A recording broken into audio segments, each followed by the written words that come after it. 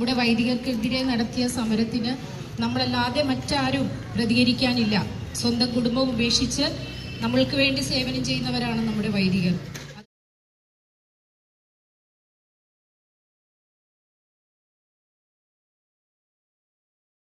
ആരംഭിക്കാം.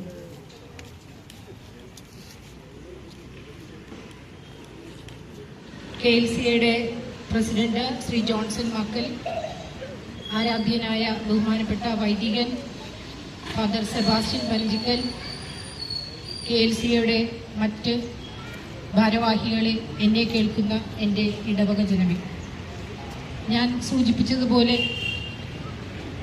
മഴക്കാലം തീരദേശത്തെ വാസികളെ സംബന്ധിച്ചിടത്തോളം വളരെ പൊറുതിമുട്ടുന്ന ഒരു കാലമാണ്. കിഴക്കൻ ജനതകൾക്ക് എന്തെങ്കിലും തരത്തിലുള്ള പ്രശ്നമുണ്ടാകുമ്പോൾ പെട്ടെന്ന് സർക്കാർ ഇടപെടുന്നത് കാണുന്നുണ്ട്. പക്ഷേ തീരസംരക്ഷണത്തിന് വേണ്ടി വളരെ തുച്ഛമായ രീതിയിലാണ് നമ്മളുടെ സർക്കാർ നമ്മളോട് പ്രതികരിക്കുന്നത്. ഇപ്പോൾ ചെല്ലാനം മുതൽ പള്ളിത്തോട് വരെ ടെട്രോപോഡ് നിർമ്മാണം ഏകദേശം പൂർത്തിയായിട്ടുണ്ട്. അതുകൊണ്ട് തന്നെ അവിടെയുള്ള ജനതകൾ ഈ കടലാക്രമണത്തിനെ പ്രതിരോധിക്കാൻ ഇപ്പോൾ പ്രാപ്തരായി. അവരുടെ ജീവനും സ്വത്തിനും സംരക്ഷണം നൽകണമെന്ന് ആവശ്യപ്പെട്ടുകൊണ്ട് നടത്തിയ, വളരെ സമാധാനപൂർവ്വം നടത്തിയ ഉപവാസ സമരത്തിനെതിരെ കേസെടുത്തിട്ട് മറ്റു മതങ്ങളാണെങ്കിൽ ഇത് ഇപ്രകാരം ഒരു നടപടിയെടുക്കാൻ പോലീസോ സർക്കാരോ മുന്നിട്ടിറങ്ങുമായിരുന്നില്ല. കാരണം നമ്മൾ ക്രൈസ്തവര് എല്ലാം സമാധാനത്തിന്റെ പാതയിൽ നീങ്ങുന്നവരായതുകൊണ്ട് ഒരു കരണത്തടിച്ചാൽ മറ്റൊരു കരണം കാണിച്ചു കൊടുക്കണമെന്നുള്ള ഒരു നയം നമ്മൾ പിന്തുടരുന്നത് കൊണ്ട് നമ്മൾക്ക് ഉള്ള വികസനങ്ങളെല്ലാം തടസ്സപ്പെടുകയാണ്. ഞാൻ ദീർഘിപ്പിക്കുന്നില്ല. ഞാൻ നേരത്തെ സൂചിപ്പിച്ചതുപോലെ തന്നെ വളരെ വ്യക്തമായി ഈ കാര്യങ്ങൾ നിങ്ങളുമായി പങ്കുവയ്ക്കുവാൻ പറ്റിയ ഒരു വ്യക്തിയാണ്. ന്യൂസിലൊക്കെ വീട്ടമ്മമാര് ആവർത്തിച്ച് പറഞ്ഞതാണ്, ഞങ്ങൾക്ക് ഞങ്ങളുടെ അച്ഛൻ മാത്രമേ ഉണ്ടായിരുന്നുള്ളൂ. വളരെ വലിയ ആരാധനയും ബഹുമാനവും തോന്നിയ അച്ഛനോട് നിങ്ങളുടെ എല്ലാവരുടെയും പേരിൽ അച്ഛനെ ഹൃദയപൂർവ്വം ഈ പരിപാടിയിലേക്ക് സഹർഷം സ്വാഗതം ചെയ്യുന്നു. ഈ യോഗത്തിന് അധ്യക്ഷം വഹിക്കുന്നത് നമ്മുടെ KLC നസ്രത്ത് യൂണിറ്റിന്റെ പ്രസിഡന്റ് ശ്രീ ജോൺസൺ മക്കലാണ്. എല്ലാവരുടെയും പേരിൽ അദ്ദേഹത്തെയും സ്വാഗതം ചെയ്യുന്നു. ഈ പ്രതിഷേധ ജ്വാലയ്ക്ക് എത്തിയ നിങ്ങൾ എല്ലാവർക്കും, എല്ലാ KLC അംഗങ്ങൾക്കും ഒരിക്കൽ കൂടി സ്വാഗതം നേർന്നുകൊണ്ട് ആമുഖത്തിനായി പ്രസിഡന്റിനെ ക്ഷണിക്കുന്നു. ബഹുമാനപ്പെട്ട സെക്രട്ടറി സുഷമ ആന്റണി, സ്നേഹമുള്ള KLC അംഗങ്ങളെ, നസ്രത്ത് ഇടവകയുടെ ഇടവക ജനങ്ങളെ, നമുക്കെല്ലാം അറിയാം, ഇന്ന് നമ്മളിവിടെ എത്തിച്ചേർന്നിരിക്കുന്നത് നമ്മുടെ വൈദികർക്ക് എതിരെ ഇന്ന് കള്ളക്കേസ് ഉണ്ടാക്കിയിരിക്കുകയാണ്. കണ്ണമാലി ചെറുകിടവ് ഭാഗത്ത് കഴിഞ്ഞ ആഴ്ച നമ്മളൊക്കെ ഒന്ന് പോകണമായിരുന്നു. കാരണം അത്രയ്ക്ക് ദയനീയമായിരുന്നു അവിടുത്തെ സ്ഥിതി. അവിടെ ഒരു കാര്യത്തിന് വേണ്ടി അവിടെ ചെന്നപ്പോൾ ഒരു അമ്മച്ചു പറയുകയായിരുന്നു, ജോൺസ, എനിക്ക് ഭക്ഷണം കഴിക്കാൻ പേടിയാണ്. അതുപോലെ തന്നെ എൻ്റെ വീട്ടുകാർക്കും ഇവിടെയുള്ളവർക്കൊക്കെ ഭക്ഷണം കഴിക്കാൻ പേടിയാണ്. കാരണം ഭക്ഷണം ഉണ്ടാക്കാനുള്ള സ്ഥലമില്ലെങ്കിൽ പോലും എവിടെന്നെങ്കിലും ഭക്ഷണം കിട്ടിയാൽ ഭക്ഷണം കഴിച്ചാൽ എനിക്ക് ബാത്റൂമിൽ പോകേണ്ടി വരില്ല.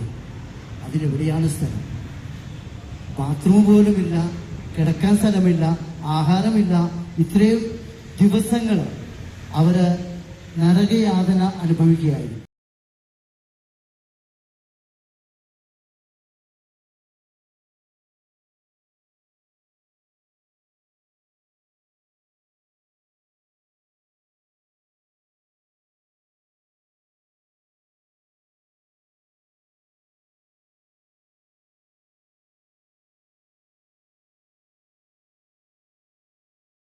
ഉൽപ്പത്തി പുസ്തകത്തില് ദൈവം സൃഷ്ടിയെക്കുറിച്ച് എല്ലാ കാര്യങ്ങളും ചെയ്യുന്നത് നമ്മൾ വായിക്കുന്നുണ്ട്. എല്ലാം സൃഷ്ടിച്ചിട്ട് അവസാനമാണ് ദൈവം മനുഷ്യനെ സൃഷ്ടിച്ചത്. എല്ലാം ദൈവം മനുഷ്യന് നൽകി. അതിനർത്ഥം മനുഷ്യനെ ദൈവം എല്ലാം വരവേൽപ്പിച്ചിരിക്കുന്നു. അപ്പോൾ ഈ ഭൂമി എത്ര സുന്ദരമാണെന്ന് നമുക്കറിയാം. നമുക്ക് വിവിധങ്ങളായ കാലങ്ങളുണ്ട്. മഴക്കാലമുണ്ട്, ചൂടുകാലമുണ്ട്. അതുപോലെ ഋതുഭേദങ്ങളൊക്കെ മാറി വരുന്ന നമ്മുടെ പ്രകൃതിയിലെ പല വിധത്തിലുള്ള ഭാവഭേദങ്ങളൊക്കെ നമ്മൾ പലപ്പോഴും മനസ്സിലാക്കുന്നു. ജൂൺ ജൂലൈ മാസമൊക്കെ നമുക്ക് നല്ല മഴക്കാലമാണ്. ഞങ്ങൾ തീരത്ത് വസിക്കുന്ന ചെറിയ കടവ്, കണ്ണമാലി, കാട്ടിപ്പറമ്പ് ആ ഭാഗത്തേക്ക് വസിക്കുന്ന ഞങ്ങളുടെ ആളുകൾ, അതായത് നിങ്ങളുടെ എല്ലാ സഹോദരങ്ങൾക്കും തന്നെയാണ്, നിങ്ങളുടെ ബന്ധുമിത്രങ്ങളൊക്കെ ഉണ്ടാവും. എല്ലാവർക്കും ഈ മഴക്കാലം ഭീതിയുടെ ദിനങ്ങളാണ്. ഞങ്ങൾ ഇന്ന് ഭയന്നിരുന്നൊരു ദിവസമാണ്. കാരണം ഇന്ന് കർത്തവാണ്. ഇന്ന് വലിയ കടലേറ്റം ഉണ്ടാകാൻ സാധ്യതയുള്ള ഒരു ദിവസമായിട്ട് കരുതപ്പെടും. ഇപ്പോഴും ഞങ്ങൾ ആശങ്ക മാറിയിട്ടില്ല. ഞാനിന്ന് പല കാര്യങ്ങളായിട്ട് പല സ്ഥലത്തായിട്ട് പോയി കഴിയുമ്പോൾ ഞാൻ ഇടക്കിടക്ക് വിളിച്ചു ചോദിക്കുന്നുണ്ട് ഞങ്ങളുടെ അവിടെ ആൾക്കാരുണ്ട്, വെള്ളം കയറിയിട്ടുണ്ടോ എങ്ങനെയാണെന്നൊക്കെ. കാരണം ആശങ്കയാണുള്ളിൽ. കാരണം വീടുകളിൽ ഇവിടെ സൂചിപ്പിച്ചതുപോലെ ശുചിമുറികളൊന്നുമില്ല. ഒരുപാട് വീടുകൾ, എൻ്റെ പള്ളിയുടെ ഹാളിൽ 10ഓളം വീട്ടുകാരെ പാർപ്പിച്ചിരിക്കുകയാണ്. കാരണം അവരുടെ വീടുകളിൽ ശുചിമുറിയില്ല, അടുക്കളയില്ല, ഏതാണ്ട് ഒരു മുറിയുണ്ട്, ചെറിയൊരു ഹോളുമുണ്ട്. എങ്ങനെ അവർ കിടക്കും? കാരണം ആ വീടിന് സുരക്ഷിതത്വമില്ല. കാരണം കടലിങ്ങനെ ഒഴുകി പോവുകയാണ്. ഒഴുകി പോകുമ്പോൾ ഒരുപാട് വീടുകളുടെ സെപ്റ്റി ടാങ്കുകളുടെ മുകളിലൂടെയും വാട്ടർ ടാങ്കിന്റെ മുകളിലൂടെയൊക്കെയാണ് ഒഴുകി പോകുക. കാരണം നമുക്കറിയാവുന്ന വെള്ളം ശേഖരിച്ചു വെക്കാൻ താഴെ ടാങ്കുണ്ട്, അതാണ് മുകളിലേക്ക് അടിച്ചു കയറ്റുക. അപ്പോൾ ഈ ടാങ്കുകളെല്ലാം സെപ്റ്റി ടാങ്ക് മാലിന്യങ്ങളെ കൊണ്ട് നിറയുമ്പോൾ ആ പ്രദേശമൊക്കെ അൺഹൈജീനിക് ആവും, ആരോഗ്യപരമായ പ്രശ്നങ്ങളൊക്കെ ഉണ്ടാവും. നമ്മള് എബ്രഹാം മാസ്ലോ എന്ന് പറയുന്ന ഒരു മനഃശാസ്ത്രജ്ഞന്റെ ഹൈറാർക്കി ഓഫ് നീഡ്സ് എന്ന് പറയുന്ന ഒരു തത്വമുണ്ട്. അതിൽ ഏറ്റവും ആദ്യം പറയുന്ന കാര്യം ഫിസിയോളജിക്കൽ നീഡ്സ് എന്ന ശാരീരികമായ ആവശ്യങ്ങൾ. മനുഷ്യന് ആഹാരം വേണം, അത് വെള്ളവും നല്ല ഭക്ഷണവും വേണം. അവന് ഉറങ്ങാൻ നല്ലൊരു പാർപ്പിടം വേണം. പിന്നെ അവന് നാണവും മാനവും ഒക്കെ ഉള്ളത് കൊണ്ട് അവന് വസ്ത്രവും വേണം. ഇക്കാര്യങ്ങൾ പൂർത്തീകരിച്ച് കഴിയുമ്പോൾ അടുത്തവര് സേഫ്റ്റി നീഡ്സ് ആണ്. അവന് ഒരു നല്ല തൊഴിൽ വേണം, ആരോഗ്യപരമായ കാര്യങ്ങൾ വേണം. ഇങ്ങനെ അതിനുശേഷം അവന് ലവ് ആൻഡ് ബിലോങ്ങിങ് എന്നാണ്, അവനൊരു കുടുംബം വേണം. ഇങ്ങനെ നിലവിൽ പിന്നെ അവന് സെൽഫ് എസ്റ്റീം ഉണ്ട്, അതായത് ഒരു സമൂഹത്തിലൊരു നിലയും വിലയുമുണ്ട്. പിന്നെ അതിനുശേഷം സെൽഫ് ആക്ച്വലൈസേഷൻ. ഇങ്ങനെ പല തലങ്ങളിലേക്ക് പോകും. അപ്പോഴും അവന്റെ ജീവിതത്തിൽ ഏറ്റവും അത്യാവശ്യമായ കാര്യങ്ങൾ അതിലൊന്ന് പാർപ്പിടമാണ്. സ്വന്തമായിട്ട് വീട് വേണം, സ്വസ്ഥമായിട്ട് വസിക്കാൻ പറ്റണം. ഇപ്പോൾ നശിച്ച വീടുകളൊക്കെ പണിതിട്ട് 8 വർഷത്തിലധികമാകാത്ത വീടുകളുണ്ട്. അതിന് താഴെയുള്ള വീടുകളൊക്കെ ഇവിടെയുണ്ട്. ഓരോ വർഷവും കടൽ കയറി കുറച്ച് നഷ്ടപ്പെടും, കുറച്ച് കാശ് സ്വരുക്കൂട്ടി വെക്കും, ഉള്ള സ്വർണവും മറ്റുമൊക്കെ പണയം വെച്ച് ബാങ്കിൽ നിന്നൊക്കെ ലോൺ എടുത്ത് അവർ വീണ്ടും ശരിയാക്കും. നിങ്ങൾക്കറിയാമോ, CRCന്റെ വിഷയമുണ്ട്, കോസ്റ്റൽ റെഗുലേറ്ററി സോൺ. അതുകൊണ്ട് ലോൺ കിട്ടത്തില്ല പ്രോപ്പറായിട്ടുള്ള ബാങ്കുകളിൽ നിന്ന്. ഈ സൊസൈറ്റിയിൽ മറ്റും കൂടിയ പലിശക്കൊക്കെ ലോണുകൾക്കൊക്കെ പോകണം. ഇങ്ങനെയൊക്കെ വരാൻ നേരത്ത് അതികഠിനമായ പലിശയും എല്ലാം കൊണ്ട് ഒരു ലോണൊക്കെ എടുത്ത് അവർ വീടൊക്കെ ഒന്ന് ശരിയാക്കി വരും. അടുത്ത കടലേറ്റത്തിന് വീട് മൊത്തം പോകും. ഇങ്ങനെയാണ് അവരുടെ അവസ്ഥകൾ. അത് മാത്രമല്ല, ഉപ്പുവെള്ളം കയറി പോകുന്നത് കൊണ്ട് വീടിന്റെയൊക്കെ അടുത്തറയിൽ വലിയ ബലമുള്ളതല്ല. അപ്പോൾ ഇങ്ങനെയാണ് ഒരുപാട് പ്രതിസന്ധികൾ അനുഭവിക്കുന്ന ജനമാണ്. അതുകൊണ്ട് സഹികെട്ടിയിട്ടാണ് അവര് സമരത്തിനിറങ്ങുന്നത്. അപ്പോൾ ഇവരുടെ പ്രശ്നങ്ങൾ കണ്ടിട്ട് മാറി നിൽക്കാൻ പറ്റാത്ത സാഹചര്യങ്ങളിലാണ് പലപ്പോഴും ഞങ്ങൾ വൈദികരൊക്കെ പ്രതികരിച്ചു പോകുന്നത്. അപ്പോൾ അവരെ അധികാരപ്പെട്ടവർ പലപ്പോഴും പ്രത്യേകിച്ച് മന്ത്രിസ്ഥാനങ്ങളിലും അതുപോലെ നമ്മുടെ ജനപ്രതിനിധികളും ഒക്കെ തിരിഞ്ഞു പോലും നോക്കാത്ത സാഹചര്യങ്ങളൊക്കെ ഉണ്ടായിട്ടുണ്ട്. പക്ഷെ നേരത്തെ സൂചിപ്പിച്ചതുപോലെ തെക്കേച്ചിലാന് മുതൽ കണ്ണമാലി പുത്തൻതോട് വരെ 7.2 കിലോമീറ്റർ അവര് മെട്രോപോഡ് കണക്കിന് നിർമ്മിച്ചു. അതിന് ഞങ്ങൾ സന്തോഷമുണ്ട്. അതിന് സഹകരിച്ച MLA-യോട് മന്ത്രിമാരോടൊക്കെ ഒത്തിരി നന്ദിയുണ്ട്, മുഖ്യമന്ത്രിയോടൊക്കെ. പക്ഷെ അത് അവിടെ തീർന്നു പോയി. ആദ്യഘട്ടം ഇവിടെ സെക്രട്ടറി സൂചിപ്പിച്ചതുപോലെ CMS വരെ ഉണ്ടാകേണ്ടതായിരുന്നു, അത് നടന്നില്ല. അടുത്ത ഘട്ടം നമുക്ക് ഫോർട്ട് വരെ വരേണ്ടതാണ്. ഇപ്പോഴും ഞങ്ങളുടെ ആവശ്യം അതിനാണ് പറയുന്നത്. CMS കൊണ്ട് തീരാനുള്ളതല്ല, ഫോർട്ട് ദ്രോണാചേരി വരെ വരണം. എങ്കിൽ മാത്രമേ നമ്മുടെ തീരം കംപ്ലീറ്റ് ആയിട്ട് സുരക്ഷിതമാകുകയുള്ളൂ. ഒരു കാര്യം നിങ്ങൾ മനസ്സിലാക്കുക, അവിടെ കുറച്ചുപേര് ജീവിക്കുന്നത് കൊണ്ടും ആ വീടുകളൊക്കെ തടയണകളായിട്ട് നിർത്തുകയാണ്. അല്ലെങ്കിൽ കടല് കുറച്ചുകൂടി ഇങ്ങോട്ട് കയറി വരും. നമ്മുടെ പൂർവ്വരക്കാട് പറയുന്നുണ്ട്, കായോട് ചട്ടമാരൊക്കെ പറയുന്നുണ്ട്, പണ്ട് കടലിലാണെങ്കിൽ കുറച്ച് പോണമായിരുന്നു, ഇന്ന് നമ്മുടെ വീടുകളിലാണ് കടൽ വന്ന് കുത്തുന്നത്. അപ്പോൾ ആ അവസ്ഥ കുറച്ചുകൂടി കഴിയുമ്പോൾ ഇങ്ങോട്ട് മാറും. കഴിഞ്ഞ ദിവസം ഒരു സുഹൃത്ത് പറഞ്ഞതുപോലെ ഇനിയും സർക്കാർ വൈകിക്കുകയാണെങ്കിൽ ഒരു 5-6 വർഷം കഴിയുമ്പോൾ ഞങ്ങളുടെ കിഴക്ക് കുമ്പളങ്ങിയിൽ അടുത്ത് കൊണ്ട് തല്ലിട്ടാമെന്ന് പറഞ്ഞു. കാരണം അവരെ ആളുകളെ പോകേണ്ടി വരും. കാരണം ഓരോ വർഷം കടലേറ്റത്തിൽ കൂടുതൽ ആക്രമണങ്ങൾ നേരിടുകയാണ് ഞങ്ങൾ. അപ്പോൾ അവിടെ ഗതികേട്ടിട്ടാണ്. അപ്പോൾ ഞങ്ങൾ പറയുന്ന കാര്യം ഇതാണ്, പുഴയിൽ എക്കരടി കിടക്കുകയാണ്. ഇപ്പൊ നമ്മുടെ നിങ്ങൾക്കറിയാം, അവിടെ കാടുകളൊക്കെ നിറയുന്നുണ്ട്. ഈ കാടുകളും തോടുകളും ഇതിലെല്ലാം പുഴയും കായലും കടലുമായിട്ടൊക്കെ ബന്ധമുള്ളതാണ്. അപ്പോൾ നമ്മുടെ എല്ലാ കടലുകളും ലക്ഷ്യം വെച്ച്, എല്ലാ കായലുകളും തോടുകളും ലക്ഷ്യം വെച്ച് പോകുന്ന കടലിലേക്കാണ്. അപ്പൊ നമ്മൾ ഈ പുഴയിലെ എക്കലുകൾ എടുത്തു മാറ്റണം. കാരണം ചിലപ്പോൾ ഒരാൾ പൊക്കത്തിൽ വെള്ളം കാണുന്നുണ്ട്, നമ്മൾ ആ വെള്ളത്തിലേക്ക് ഇറങ്ങിയാൽ ഏതാണ്ട് നെഞ്ചുഭാഗം വരെ ചെളിയാണ്. ചില ചേട്ടന്മാര് മത്സ്യബന്ധനത്തിന് പുഴയിൽ ഇറങ്ങാൻ നേരത്ത് കാണുമ്പോൾ ചേട്ടാ ഇങ്ങനെയാണ് നിങ്ങൾ പ്രശ്നം ഓടിയൻ, എന്നാൽ ഇറക്കം തുടങ്ങിയിട്ടുണ്ട്, വെള്ളം എളുപ്പം കയ്യിൽ വെച്ചിട്ടില്ലെങ്കിൽ കുറച്ച് കടന്നു പോകും. അതാണ് അവസ്ഥ. അപ്പൊ ഞാൻ കൺസിഡർ ചെയ്യാൻ പുഴയിൽ നമുക്ക് പോകാൻ പോലെ അതിനെ പറയാം. എവിടേക്കാണ് ഇനി ചെളി കുറവുള്ള സ്ഥലങ്ങളിൽ കണ്ടുവെക്കട്ടെന്ന് പറഞ്ഞു. അതാണ് അവസ്ഥകൾ. അപ്പോൾ അവിടെ മത്സ്യ ദൗർലഭ്യമാണ്. കാരണം എന്താ വെച്ചാൽ ചെളിയായതുകൊണ്ട് ഈ കരിമീൻ പോലുള്ള മീനൊക്കെ അടുത്തട്ടിൽ വളരുന്നതാണ്. അപ്പോൾ അവിടെ ചൂടാക്കുന്നത് കൊണ്ട് വെള്ളത്തിന് ആഴമില്ലാത്തതുകൊണ്ട് എളുപ്പം അത് ചെത്തുപോകും, വളരുന്നില്ല. അപ്പോൾ അവിടുത്തെ എക്കല് നിങ്ങൾ പറയുന്നത് കടൽഭിത്തി പണിയണം, അവിടെ പുൽമുട്ടുകൾ ഉണ്ടാക്കണം. അതുപോലെ നമ്മുടെ ഫോട്ടോ വെച്ച് വൈപ്പിന്റെ ഭാഗത്ത് ഡ്രഡ്ജ് ചെയ്യുന്ന മണ്ണുണ്ട്, കപ്പൽക്കാരന് ആഴമുണ്ടാക്കാൻ എടുക്കുന്ന മണ്ണ് അതുകൊണ്ടുപോയി പുറകടൽ കളയുകയാണ്. കുറച്ചും ഫോട്ടോസ് അതിനുവേണ്ടി തന്നെ ഏതാണ്ട് 300-ലധികം കോടി രൂപയാണ് ഒരു വർഷം മുടക്കുന്നത്. അപ്പോൾ ആ പൈസ ഇവിടെ മുടക്കിയിട്ട് ഈ മണ്ണ് കൊണ്ടുപോയി പുലിമുട്ടുകൾക്കിടയിൽ ഇടുക. അതുപോലെ ഞങ്ങൾ പറയുന്നുണ്ട് ഈ എക്കല്, പുഴയിലുള്ള എക്കല് അത് കൊണ്ടുപോയി ഈ പുലിമുട്ടുകൾക്കിടയിൽ ഇടുക.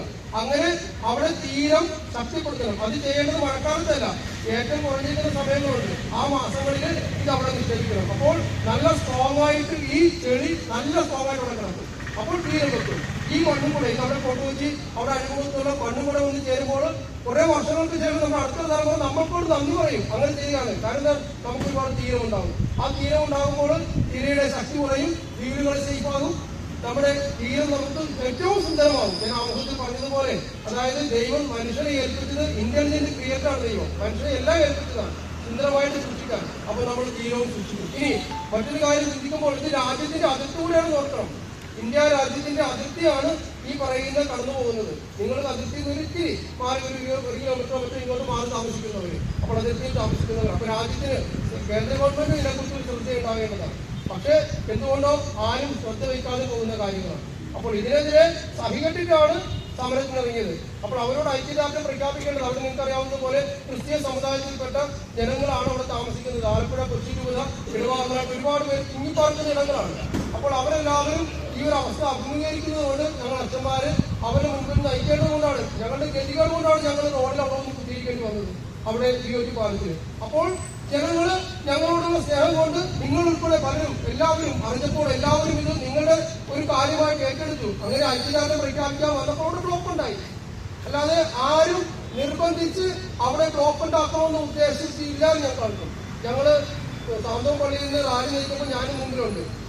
ഒരു സൈഡ് മാറിപ്പോവാം, ഇപ്പോഴത്തെ വണ്ടി പോകട്ടെ എന്ന് തന്നെയാണ് പറഞ്ഞത്. പോലീസുകാരുടെ ഞങ്ങൾ ഒരു സൈഡിൽ. പക്ഷെ ഇത്രയും ജനബാഹുല്യം വന്നപ്പോൾ അത് വലിയൊരു ബ്ലോക്ക് ഉണ്ടായെങ്കിൽ അതിന് ഉത്തരവാദികൾ അധികാരപ്പെട്ടവർ തന്നെയാണ്. അവർ കൃത്യമായിട്ട് പദ്ധതികൾ വിഭാവനം ചെയ്യുകയും ഇതിനുവേണ്ടി ഫണ്ട് വകയിരുത്തുകയും കടലിത്തിയും പുലിമുട്ടും അതുപോലെ പുഴയിലെ ചെക്കലും കൊണ്ട് നിക്ഷേപിച്ച് അവിടെ തീരെ പരിപോഷണവും നടത്തിയിരുന്നെങ്കിൽ ആരും ഇങ്ങനെ പോകേണ്ടത്, നമ്മൾ ഇന്നിങ്ങനെ ഇവിടെ ഒരു സമരവും പ്രതിഷേധത്തോടെയും നടത്തേണ്ട ആവശ്യം ഉണ്ടാകില്ലായിരുന്നു. അതുകൊണ്ട് ഇത് നമ്മുടെ എല്ലാവരുടെയും ആവശ്യമാണ്. അതുകൊണ്ട് നമ്മളും എല്ലായിടത്തും സുരക്ഷിതമായിട്ട് ജീവിക്കണമെങ്കിൽ കൃത്യമായി പദ്ധതികൾ വിഭാവനം ചെയ്യുവാൻ ഗവൺമെന്റിന്റെ മേലിൽ സമ്മർദ്ദം ചെലുത്തേണ്ടിയിരിക്കുന്നു. അതുകൊണ്ടാണ് അന്നൊരു മുദ്രാവാക്യം ഉണ്ടായിരുന്നു, അത്തിമരത്തിൽ കുത്തിയിരിക്കും, അത്തിമരത്തിൽ നത്തി കണക്ക് കുത്തിയിരിക്കും സർക്കാർ എന്നൊരു മുദ്രാവാക്യം ഉണ്ടായിരുന്നു. അത്തിമരത്തിൽ നത്തി കണക്ക് കുത്തിയിരിക്കും സർക്കാർ എന്ന്. കാരണം അവർക്ക് മറ്റു പല കാര്യങ്ങൾക്കും ഫണ്ട് വകയിരുത്താനും എല്ലാം. ഇപ്പൊ 4 വർഷം അവര് ഭരണത്തിന്റെ ഇപ്പൊ 4 വർഷം രണ്ടാമത്തെ ടേമിന്റെ 4 വർഷം അവർ ആഘോഷിക്കാൻ വേണ്ടി 100 കോടിയോളം രൂപ അവർ വകയിരുത്തി 14 ജില്ലകളിൽ. ആ 100 കോടി രൂപ ഉണ്ടായിരുന്നെങ്കിൽ ഈ പറഞ്ഞതുപോലെ ആദ്യത്തെ ഘട്ടത്തിന്റെ കുറച്ച് ഭാഗങ്ങൾ തീർക്കാൻ പറ്റില്ല. അപ്പോ ഫണ്ട് വകയിരുത്താൻ പറ്റുമെന്ന് അവർക്കറിയാം, പക്ഷെ ചെയ്യുന്നില്ല. അപ്പോൾ ക്രിയാത്മകമായിട്ട് ചെയ്യുക, ഇത് ഞങ്ങളുടെ ഒരു ആവശ്യമാണ്. ഈ ഒരു ആവശ്യത്തിൽ ഞങ്ങൾ നേരിടുന്ന പ്രതിസന്ധിയോട് നിങ്ങൾ ഐക്യദാർഢ്യം പ്രഖ്യാപിക്കുകയും ആ വലിയ ഞങ്ങളുടെ സങ്കടത്തിൽ നിങ്ങൾ പങ്കുചേരുകയും ചെയ്യുന്നതിൽ ഒത്തിരി നന്ദി തീരദേശ ജനതയുടെ നാമത്തിൽ നിങ്ങളോട് അറിയിക്കുകയാണ്. ഇനിയും നിങ്ങളുടെ സഹകരണമൊക്കെ പ്രതീക്ഷിക്കുകയാണ്. നിങ്ങൾ കഴിഞ്ഞ ദിവസങ്ങളിലെ പ്രതിഷേധം അവിടെ ഞങ്ങൾ ഉപവാസ സമയം ഇരുന്നപ്പോൾ ഞങ്ങളെ കാണാൻ വന്നതിലും ഞങ്ങളോട് ഐക്യദാർഢ്യം പ്രഖ്യാപിച്ചതിലും ഒത്തിരി നന്ദിയുണ്ട് നിങ്ങളോടും.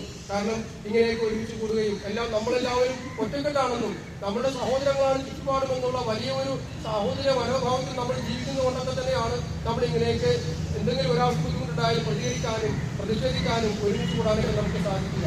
അതുകൊണ്ട് ഭൂമി സുന്ദരമാണെന്ന് എപ്പോഴും ഓർക്കുക. നമ്മളുടെ സ്വന്തമാണ് ഭൂമിയും ഭൂമിയുടെ എല്ലാ വസ്തുക്കളും ദൈവം മനുഷ്യരായിരിക്കുന്നത്. അതുകൊണ്ട് നമുക്കിതെല്ലാം നന്നായിട്ട് സൂക്ഷിക്കാം.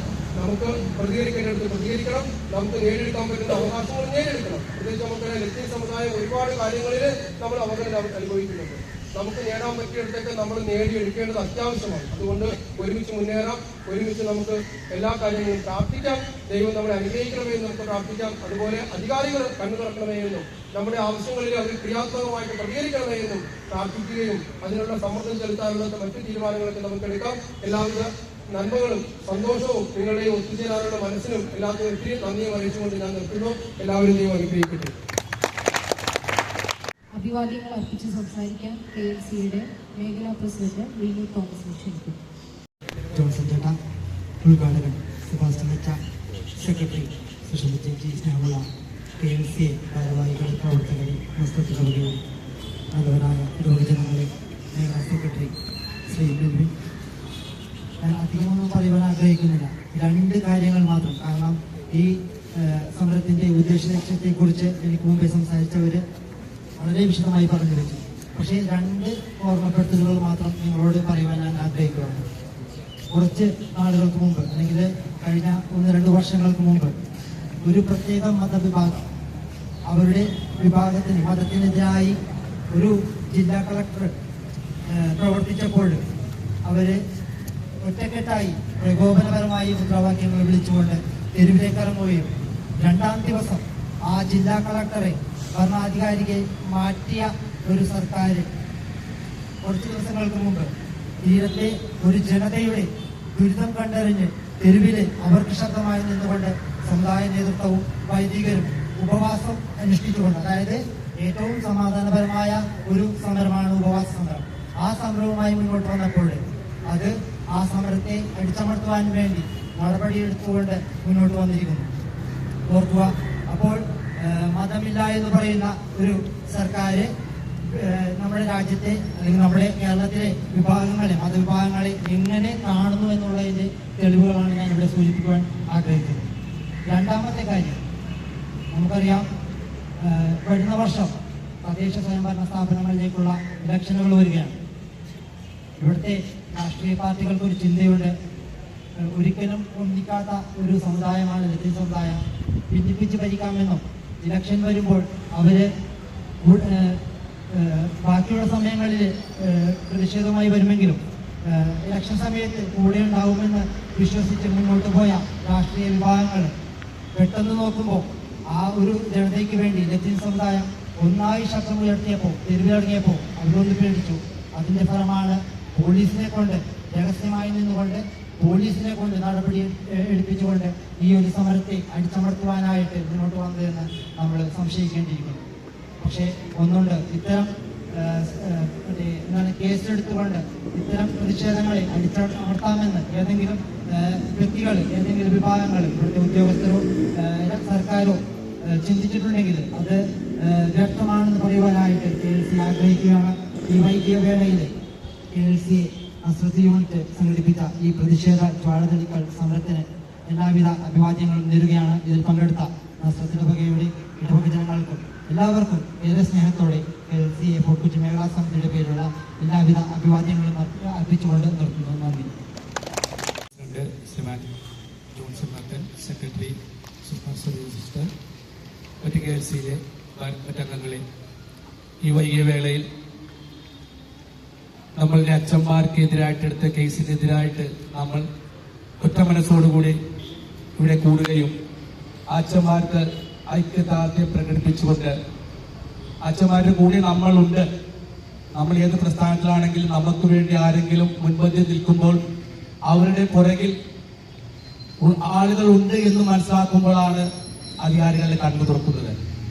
നമ്മൾക്ക് ഓരോരുത്തർക്കും വേണ്ടിയാണ്, നമ്മളുടെ തീരദേശ മക്കൾക്ക് വേണ്ടിയാണ് അച്ഛന്മാരവിടെ നിരാഗ്രഹ സമരം നടത്തുകയും മറ്റും ചെയ്തത്.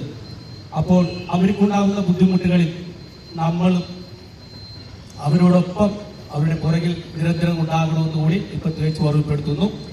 ഇന്ന് ഈ സാധാരണ കൺവെൻഷനിലേക്ക് കടന്നു വന്ന നിങ്ങൾക്ക് എല്ലാവർക്കും ഒറ്റ വാക്കിൽ നന്ദി പറഞ്ഞു വന്നു. അതോടൊപ്പം തന്നെ നമ്മുടെ ഇന്നത്തെ മുഖ്യപ്രഭാഷണത്തെ സഭാസ്ഥിന് പ്രത്യേകം നന്ദി പറഞ്ഞുകൊണ്ട് എന്റെ വാക്ക് നിർത്തുന്നു. നിങ്ങൾക്ക് എല്ലാവർക്കും നന്ദി, നമസ്കാരം.